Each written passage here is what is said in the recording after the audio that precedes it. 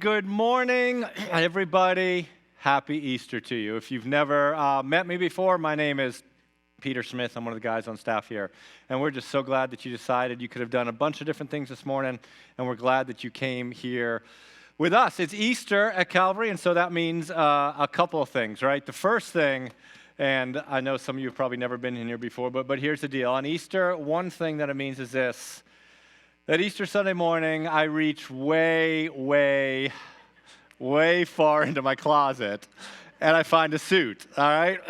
And it's usually dusty, so I have to lie, right? And so if you were here last week, I did not have on a suit. If you come back next week, I will not have on a suit.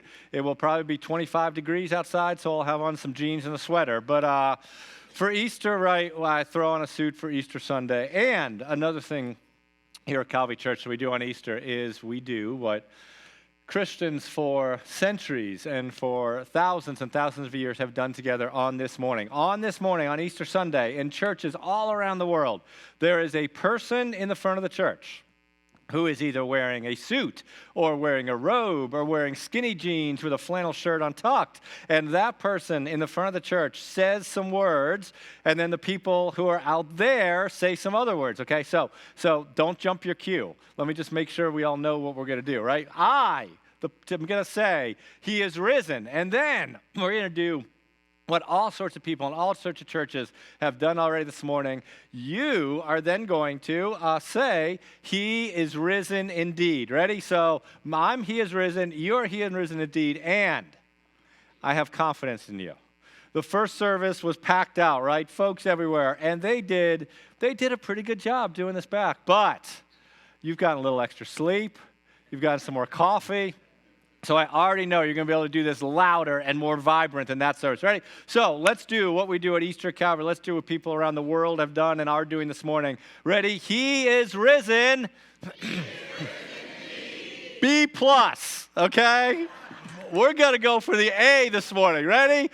Don't make me do this all day because I got a ham in the oven. I got to get out. So, all right, ready? He is risen.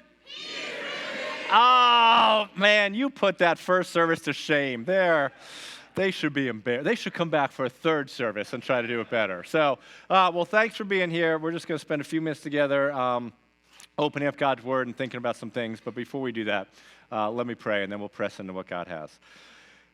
Father, we're grateful, again, to be here today. We're grateful that this is a day of hope and a day of celebration. It's a day when we remember and we think about the historical moment where a guy came back to life. And we're grateful for the confidence that gives to us. And so you know where we are, Father. You know what we are going through in our lives and the challenges we face and the good things and the hard things. And I pray that through your Spirit and through what we look at this morning, Father, that this will be a time of encouragement and celebration and joy, that you will work for all of us in this room. And we want Jesus to be honored and glorified as we celebrate and remember him this morning. It's in his name that we pray these things. Amen. Well, in a few hours, we're going to have some different people over to our house for Easter dinner. We're going to have my folks are going to come down, and my wife's going to have some of her coworkers together. And if you were to go to my house right now, and you were to walk into my house, you would look and you would open the door and you would smell some delicious ham wafting into your nostrils. You would look and you would see kitchen counters that were clean and clear. You would see no dishes piled. You would walk into the house and you would not have dog hair wafting around everywhere. You would walk into the house and you would see a table that has some flowers on it, and some napkins and placemats and place settings and knives and forks and cups. My daughter's getting married in a very short time, and so we've been having tons. Yes, one person's excited about that thing. We've had tons of different boxes and wedding presents come, and man, our house has looked like literally like an Amazon distribution center. There's stuff everywhere, right? But if you walked into my house now, you would not see any of that. You would not see any boxes strewn around. It would be a beautiful, pristine, some Easter eggs around environment in which you would walk into. But If you had come and knocked on my door yesterday about 2 o'clock, you would not have had the same experience. Because if you had come and knocked on our door at 2 o'clock yesterday, you would have walked into a place where not only would you have had dog hair all over you, but there would have been a dog who had been jumping to attack you. It would not have been a nice, clean table all set up for guests to come. It would have been a table with like half-eaten Easter egg candy on it, some bills we haven't opened for about 3 months, right? Some leftover crumbs for something. The countertops would not have been clean and shiny. They were covered with all sorts of food. There were about 47,000 dishes that had to be cleaned. There were boxes piled everywhere. There were open boxes, closed boxes, right? It was a very different scene that you would have walked into, right? Today, if you were to walk to my house, what you would see is the after moment. But man, there was a before moment that looked nothing like the after that you would experience today.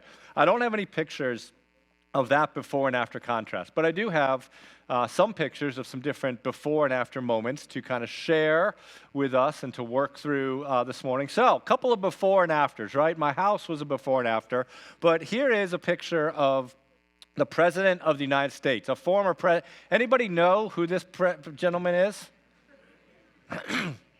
Huh? So much smarter than the first service. So much smarter. This is a president of the United States. This is a before and after picture.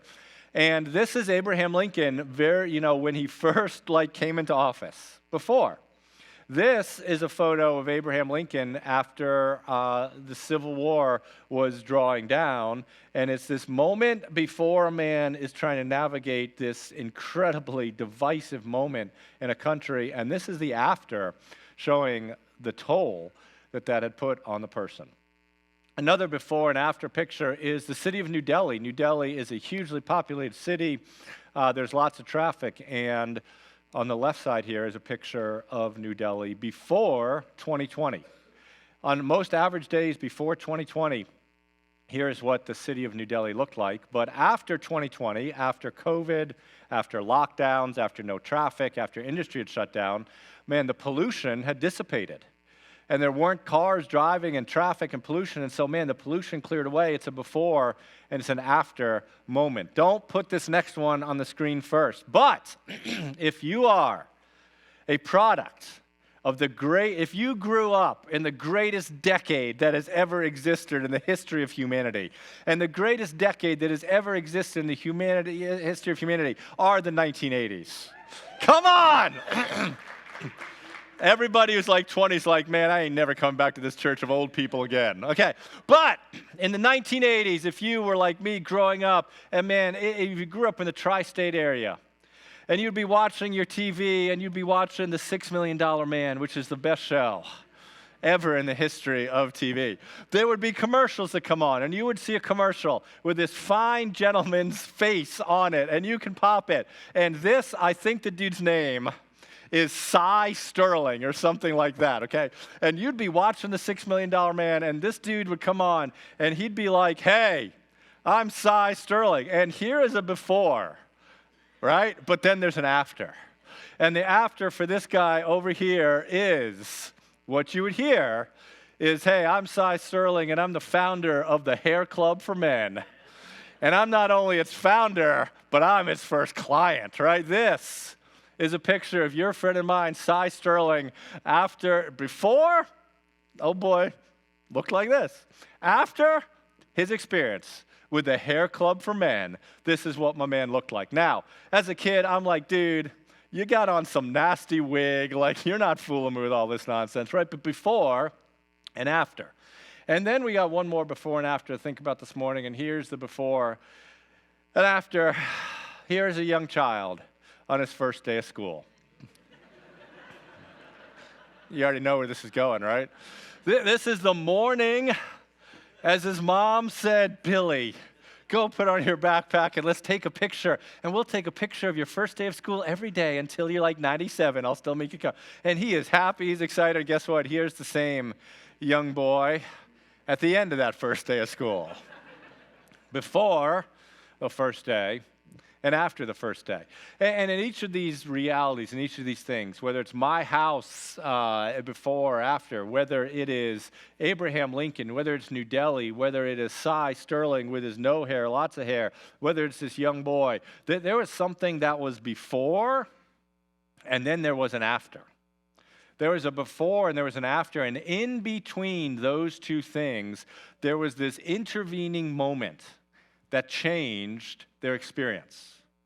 There was something that they experienced or something that they went through that took them from the before to the after. And the fact that they had one experience in their before and the second experience in their after shows that there was something that happened between those two things that moved them from one reality, one experience, to another experience. In all of our lives and all of our stories, we have befores and we have afters. And what comes wedged between those before and those afters are an intervening reality that changes the direction, changes our experience, changes the trajectory from our before to our after. And the fact that we end up in an after that's different from the before in our own story shows that something's happened in that middle space to alter things, to redirect things. Whether you believe in Jesus, whether you believe in Christianity, whether you believe in God or not, wherever you are spiritually, that is a reality for all of us. And so what we're going to do in just a few minutes together today is we're going to look at a story of a person that's woven throughout the Easter story. And we're going to think about a before moment and an after moment. And we're going to think about what came in between those two moments to alter and to change the trajectory and the course and the direction. What changed it for his story, and what does that have to do in our own stories for you and me today? So the person we're going to look at is a dude named Peter. Okay, Peter is a guy in the Bible. He ended up being a leader in a lot of churches. He actually wrote some letters that have become parts of the Bible. But Peter was a guy who was hanging out in Israel at the time, and he was a commercial fisherman. He had a family business. And he and his family had worked really, really hard to build up this business over time, and it was successful and was thriving. And then one day he encountered Jesus, and Jesus was like, hey, bro, I'd love to kind of teach you some things. And so Peter kind of left his business behind and started following Jesus. Peter was a really smart, savvy, successful businessman, right? Tons of intellect in how to run a business.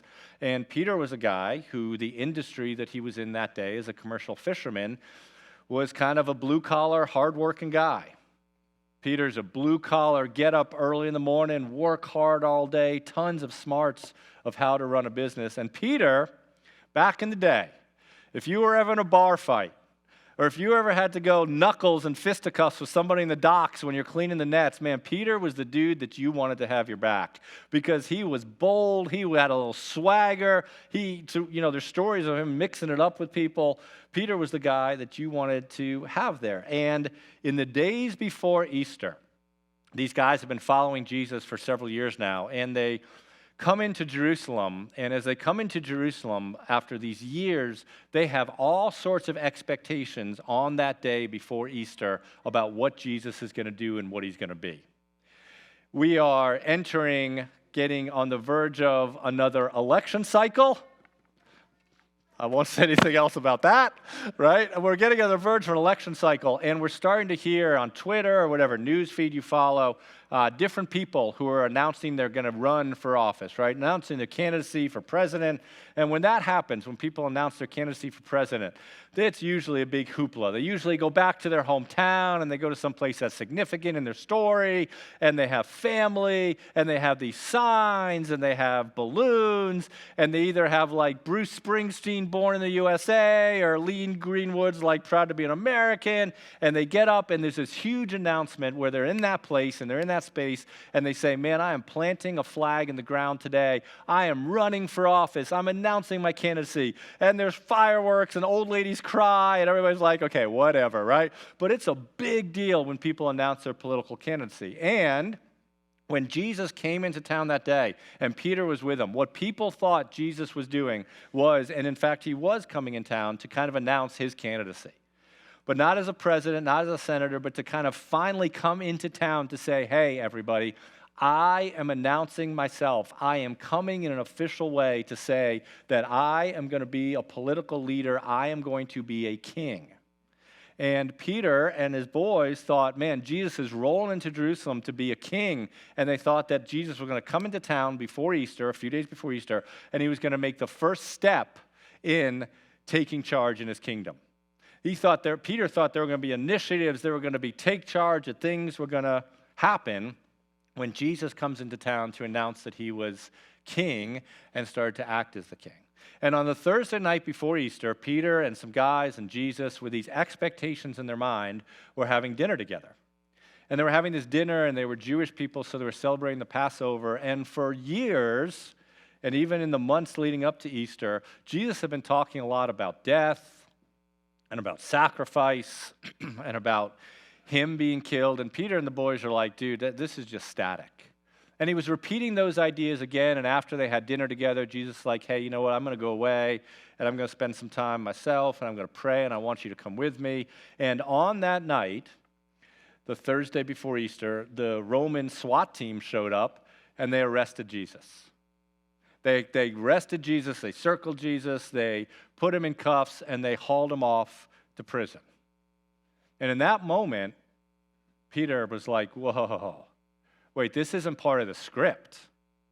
Like, the script for me following Jesus was success, power, trajectory of, my life going in a better direction and comfort. And he's sitting here and he's realizing that this leader that he'd been following is literally now being dragged away by the authorities of that day. And in that moment, as Peter's watching that occur, what was Peter like? What did he do? Well, in many ways, Peter was like my amazing yellow lab, Ford.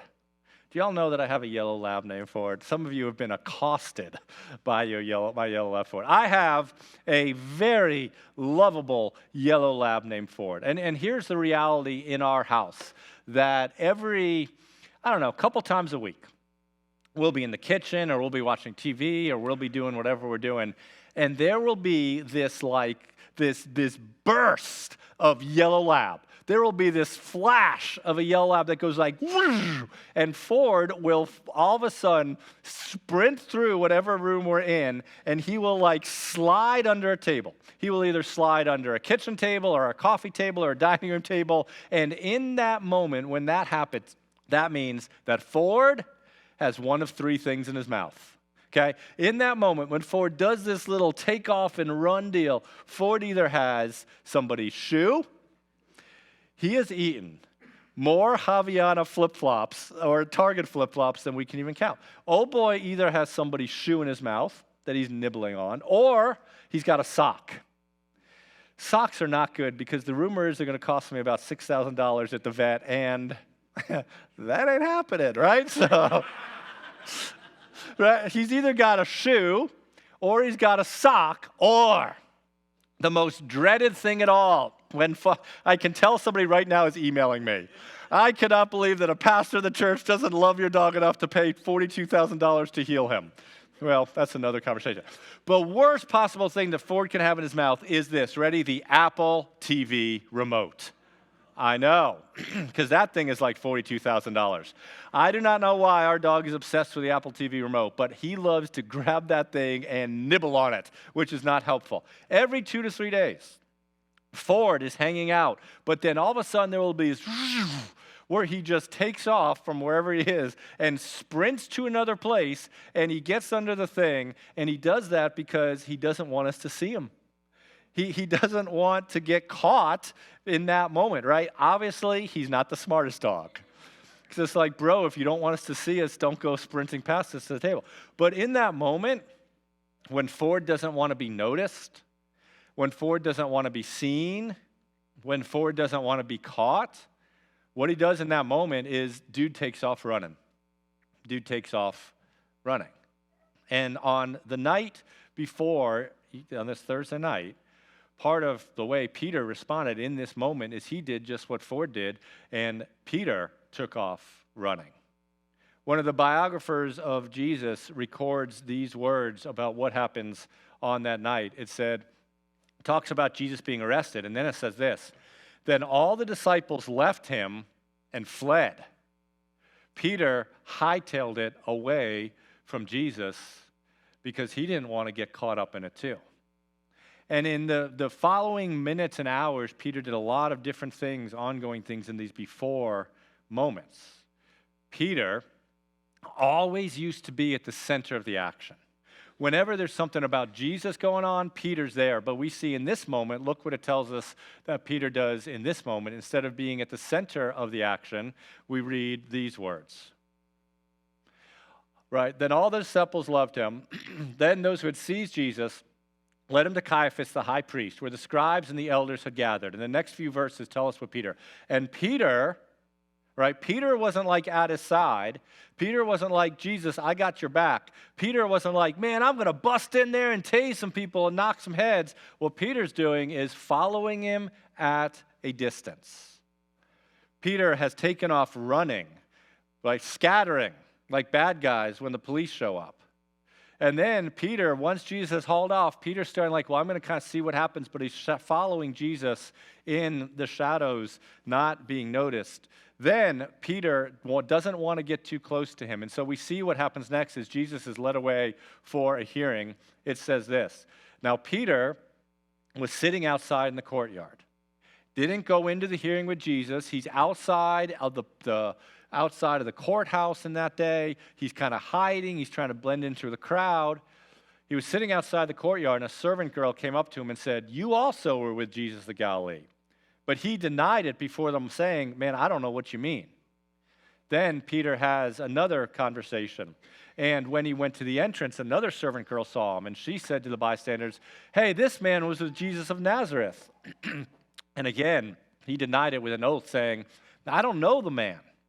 And then there's one more final conversation. After a little while, the bystanders came up to him and said, look, certainly you're also one of them, for your accent betrays you. And Peter says in this moment, right, then he began to invoke a curse on himself and to swear and to say, I don't know the man. In the moment after Jesus' arrest, as part of Peter's before, took off running. Then he starts to kind of follow Jesus a little bit, but he doesn't really want to be close to Jesus. And then in this moment, when he's asked 3 different times, hey, don't you know Jesus? Didn't I see you hanging out? He's like, bro, I don't know what you're talking about. I don't know the dude. Never seen him. Didn't hang out with him. Didn't follow him around 3 years. And then when Jesus is arrested and eventually executed, it's what's really, really interesting is there is no mention of Peter being at Jesus' execution. This is why that's weird, because almost every moment in Jesus' life, Peter is mentioned there. Almost everything that happens in the biography of Jesus, when you read it, it's always like Peter's right there with him. And when one of the most significant moments in the life of this person that Peter looked up to happened, there is no mention of Peter being anywhere near it. A bunch of amazing, faithful women are mentioned. Some other disciples are mentioned. Some people that just got to know Jesus a few days before are mentioned. But Peter's right-hand man, Peter's director of operations, Peter's number 2 dude, no mention of him being there.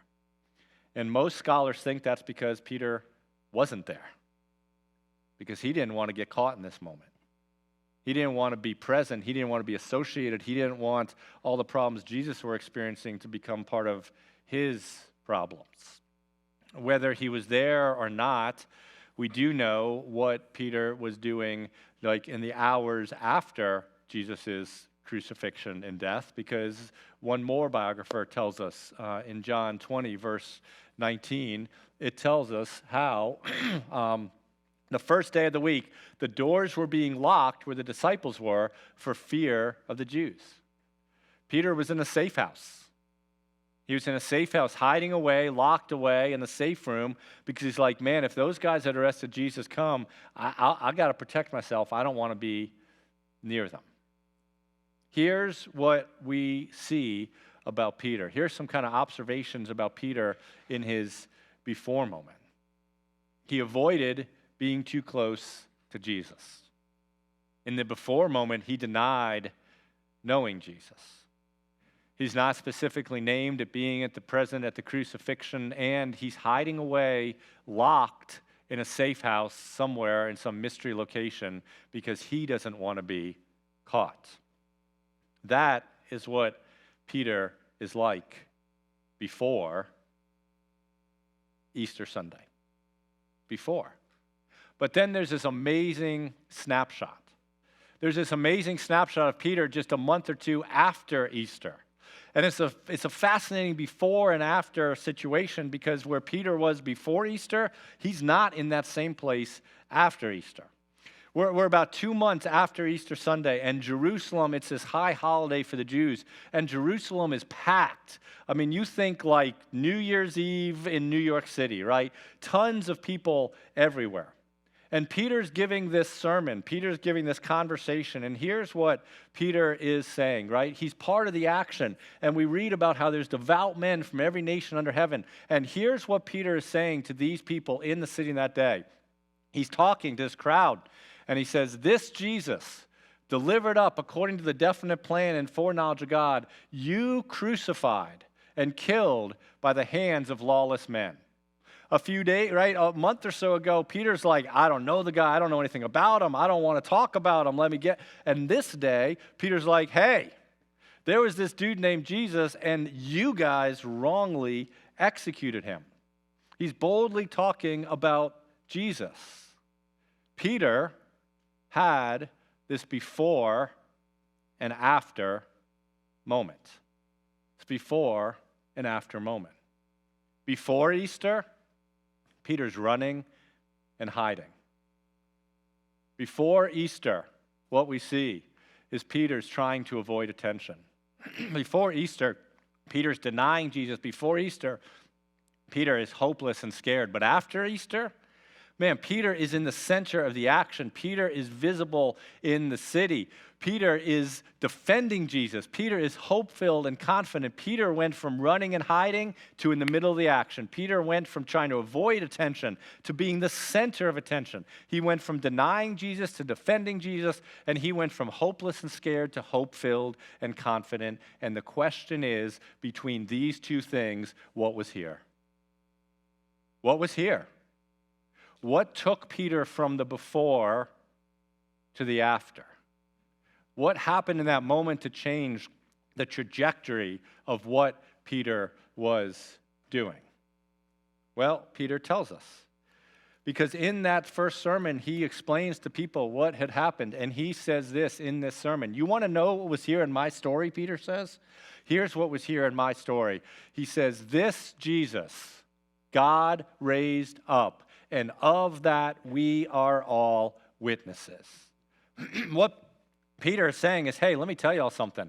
I was hiding because I thought it was a lie. I thought Jesus was crazy. I thought he let me down. But now I'm bold and I'm confident. And the reason for that change is because, listen, there is something that happened in my life, Peter would say, that has never, ever happened in my life before, but I saw a dead man walking. That what happened in that space is that I was a witness to this supernatural miracle and this moment. And that moment, that reality, what Peter says I actually saw, man, it took me from a before to an after. It altered the correct direction of my life. There's more information about what Peter actually witnessed on that day. Because here's what one of the biographers tells us that Peter actually witnessed on that day. This is what happened on the events that we celebrate as Easter Sunday. Now, on the first day of the week, Mary Magdalene came to the tomb early while it was still dark and saw that the stone had been taken away from the tomb. So she ran and went to Simon Peter and the other disciple, the one whom Jesus loved, and she said to him, they have taken the Lord out of the tomb, and we don't know where they have laid him. So Peter went out with the other disciple, and they were going towards the tomb. Both of them were running together. But the other disciple outran Peter and reached the tomb first. And stooping to look in, he saw the linen cloths lying there, but he did not go in. Then Simon Peter came following him and went into the tomb, and he saw the linen cloths lying there and the face cloth which had been by itself. Then the other disciple who had reached the tomb first also went in and saw it and believed. Peter, on that Sunday, he What he witnessed is the place that he saw his friend's body being secured, he went there, and that body wasn't there. It was empty. It was empty. And Peter's processing that, and later that evening, this moment happens to Peter that he is a witness of, and it explains what happened later that night and a few verses down. On the evening of that day, the first day of the week, we read this before, the door is being locked where the disciples were for fear of the Jews. So this is Sunday evening. Jesus came and stood among them. And what Peter is saying is, hey, I saw that. I experienced that.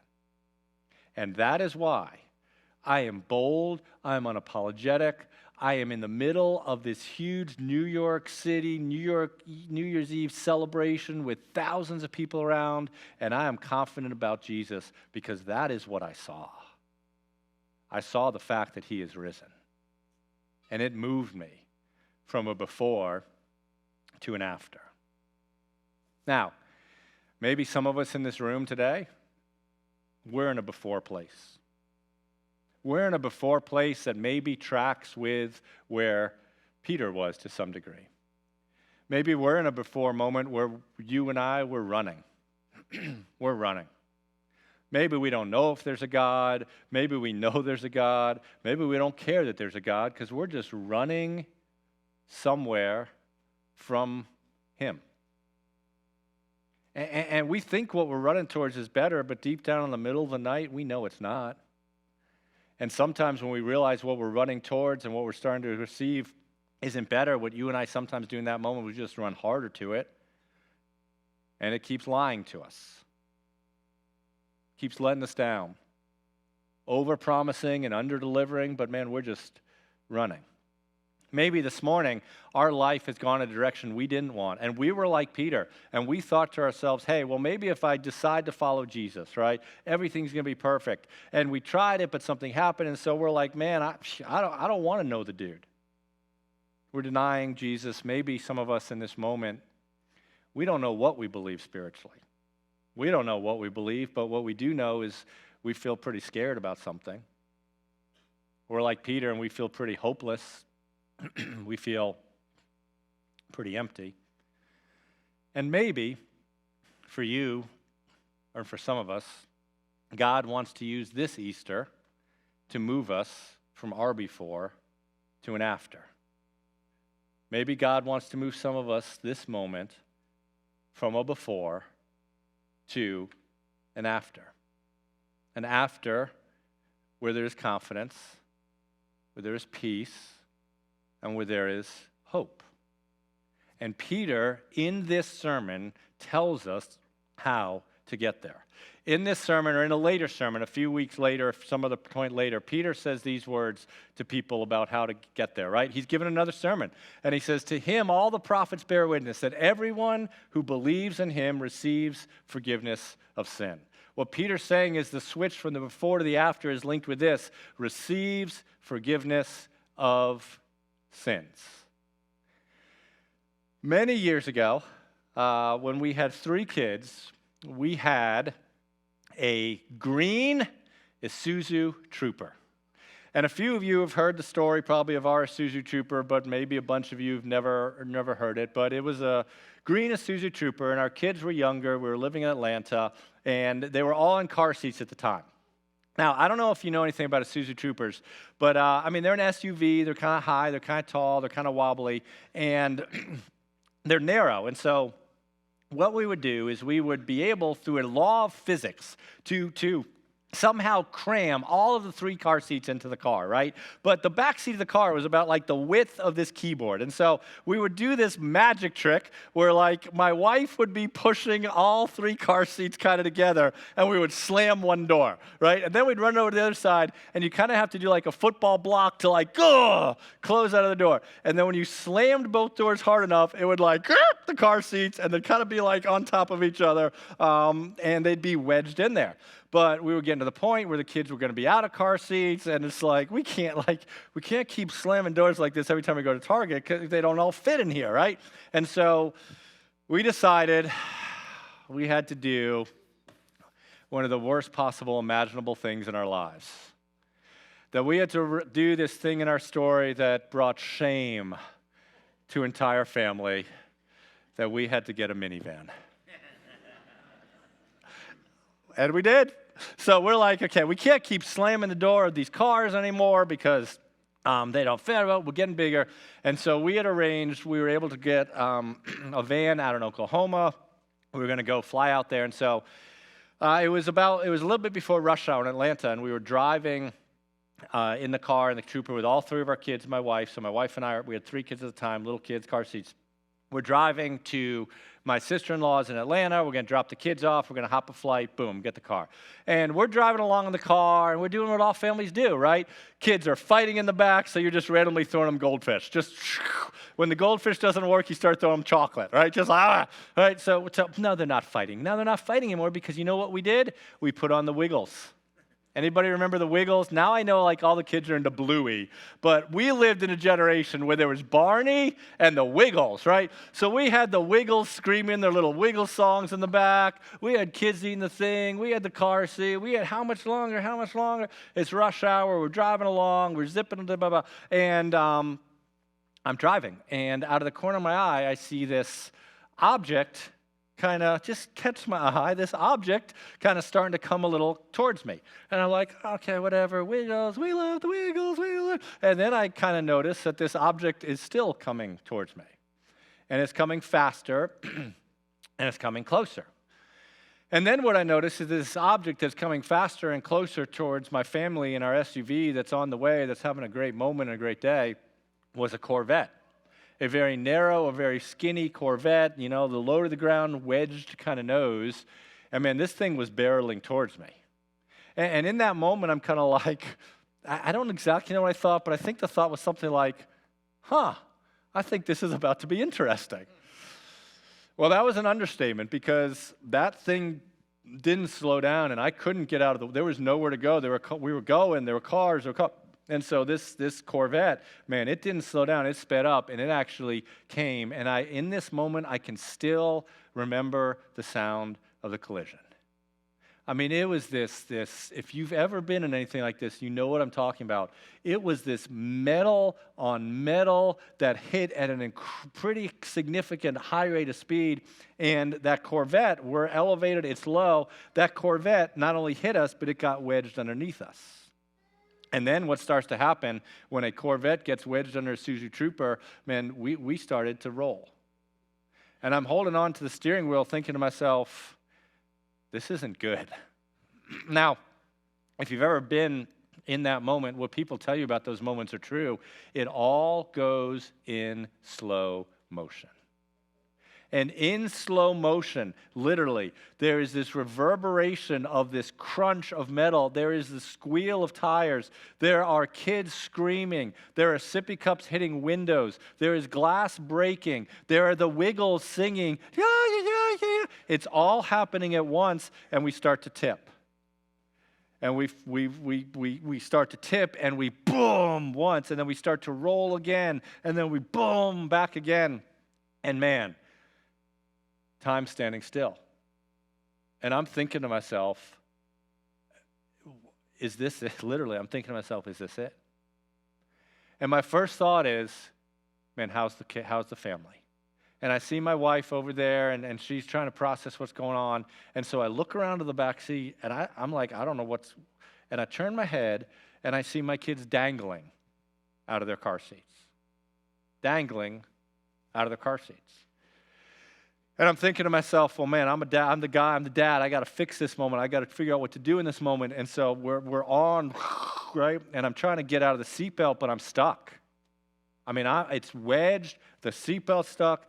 I can't do anything. A bunch of passerbys come and they start to try to climb up on the thing, but every time they get near the thing starts to want to roll again, and so I'm freaking out about that. And I was wedged in this crushed vehicle, trapped by the seatbelt, and I could do nothing to try to help myself because I was trapped. And in that moment, what I needed to do and what I needed was somebody else to come and help me. I needed somebody else to come and literally rescue me because I couldn't rescue myself. We hear the sirens come. We hear voices. And then we hear, and somehow firefighters use tools to pry open the doors. And I can visibly still remember that all of a sudden in that moment with all the noise, all the fear, all the unknowns, man, these arms reached down to where I was. These arms came to where I was trapped in that car, and they released with a knife the seatbelt, and this firefighter pulled me up to where it was safe. I needed rescue because I was trapped and I couldn't rescue myself. And when Peter is talking about everybody who believes in him receives forgiveness of sins, what Peter is talking about is exactly that same situation. And look, I want to make this as clear as I can, right? And some of you, if you don't know what Christians believe or you can't figure it out, let me just try to be as clear as I can for you, okay? So even if you don't believe it, at least you know it. But what the story of the Bible is, what Peter's saying is this, is hey, right? We at one point in our lives were all trapped by something. We all were trapped by something, and what we were trapped by was not a ridiculous driver who hit a minivan that caused us to flip. What we were all trapped by, the story of the Bible, the story of Jesus says, is that at some point in our lives, every single one of us thought we knew better than God. And so we decided, you know what, I'm going to do it my way and not his way. And in that moment, what the word is man, we had a relationship with God that was broken. And we ended up getting trapped in our own choice of rebellion and of sin. And in that place, we couldn't rescue ourselves. Well, we could, but the solution is 100% perfection. That's what Jesus said before, right? In different days before he's married, like, hey, if you want to figure out how to get to God, I got it for you. Ready? Be perfect. Well, can I just be nice and kind to old lady? Perfect. Yikes. Right? We're stuck. And in the moment that I was stuck, it wasn't like I said, hey, firefighters, let me get out. Let me run over to the truck of yours. Let me get the jaws of life. Let me hand that to you to help you get me out. I couldn't do anything. I didn't bring anything to the equation. I needed somebody to do for me what I couldn't do for myself. And the story of Easter is that Jesus has done for us what we could never do for ourselves. In the place of sin, God is a just God. God is a just God that knows that sin causes pain, sin causes brokenness. Some of you have experienced that because somebody has sinned towards you. Somebody has done something towards you that was not what God wanted them to do, and it has wounded you, and it has hurt you, right? Because sin causes shrapnel, sin causes damage, and a just God doesn't want that sin to go unpunished because it is bad, but a loving God doesn't want to punish the people trapped in the minivan for their sins because he loves them. And so the quandary, the situation is, okay, how do I be just and punish what is bad, but loving and not punish the people that I love? And Jesus said, God, I'll go down there to where they're trapped. And I'll crawl on top of the wreckage of their lives. And I will reach down to where they are, and I will pull them up to where you are. And I will do that as a substitute. I will do that by being punished for them and by being punished instead of them. That's what this means. And I'm going to invite the worship team to come up here, right? And then the question is, well, how do we get that, right? And what's clear is, look, it's not about, the Christian story is never about what we need to do for God. The Christian story is never about what we need to do for God, but it's all about what God has done for us. And what's required is faith, response of faith to what Jesus has done for us so that we can be rescued, so that we can be restored to God who thinks that you are amazing. Restored to God who thinks that no matter what's going on in your story, you have value, you have worth. He knows you, he loves you, he's for you, and he adores you. And the after that we have based upon the response to Jesus, right? It doesn't just end here because there's an after. And we've already read the after, and we can read this last passage about what's in store. And here's what Peter writes later. Peter later writes to churches, and he said, hey, for those of you who respond in this moment to forgiveness, the way it alters the trajectory of your life is not just now, but there is an after that is yet to come that is amazing. It's an after that is yet to come, right? That he has caused us to be born again to a living hope through the resurrection of Jesus from the dead, to an inheritance that is imperished, undefiled, and unfading, kept in heaven for you. What the hope is that, man, you may have a bad day tomorrow, but there is an after coming that because of the resurrection of Jesus will be amazing. When there is no more fear, there are no more tears, there are no more ruined dreams, there's just everything we've ever wanted to be when we're in the presence of God because we responded in faith to the substitute of Jesus who has rescued us. And if Peter were here today, not this Peter, what he would say to you is, look, all of that is true. I was a witness to it. There was a before in my life, and there is an after in my life. And the thing that came in the middle of those two things is the fact that he is risen. The fact of what changed the trajectory of my life is, now you're going to have to do your part because I'm going to work it till we do it, but that the tomb wasn't empty, it wasn't defeat. The reality is that he is risen. B+, we're going to go for A, right? Because what some of us are staking everything on is that Peter says, look, man, there's a moment that can change everything. And there's an amazing after the coming, and I was a witness to it, and I'm not making it up, and the tomb is empty because he is risen.